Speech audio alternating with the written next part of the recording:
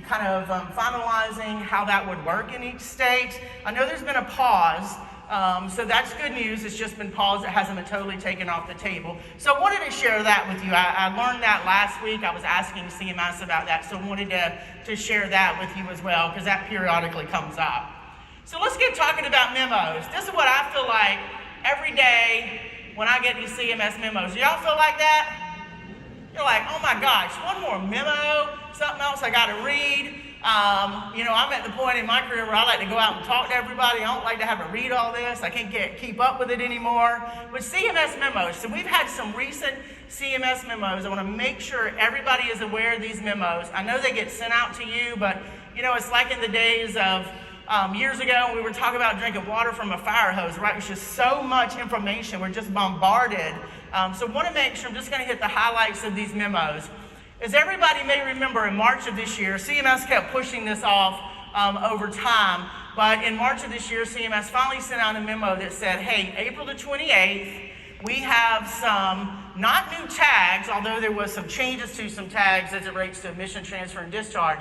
Not new tags, but new interpretive guidelines that were released. So on April the 28th, new interpretive guidelines were released and revised surveyor guidance for these specific areas. Now, admission, transfer, and discharge, I think everybody is keen on that, because we do really try to do a great job in our state of planning for discharge and making sure residents are provided appropriate notice, timely notice, and that they're provided a location where they'll be transferred or discharged to. But as you know, some of the changes that happened, CMS removed that language, facility initiated and resident initiated.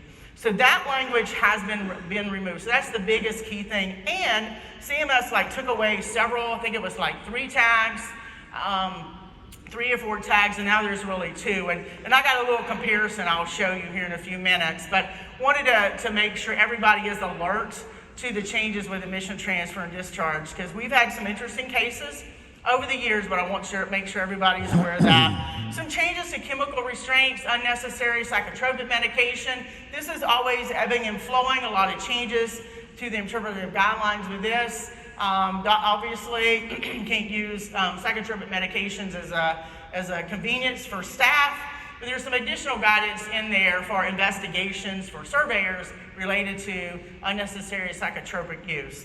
Resident assessment, really big on accuracy, and so there were some changes with accuracy of assessment from a minimum data standpoint. So just wanted to make that aware. Sufficient nurse staffing and payroll-based journal. CMS has made some changes over the years to payroll-based journal. I know that's something you guys report, goes directly to the national database. Doesn't come to us, but we do look at that on survey now. And so CMS has provided some extra guidance for us as surveyors when we go on site for payroll-based journal. Quality of life and quality care, some changes within those requirements. Again, no tag changes there, just some changes in interpretive guidelines. And QAPI and infection prevention and control were some other areas. There was also some areas for clarification as it relates to medical director and policies and procedures. So those were some changes also. Again, as I mentioned, no new regulations, new tags as it relates to admission, transfer, and discharge, but not a new really regulatory requirements, just changes to interpretive guidelines.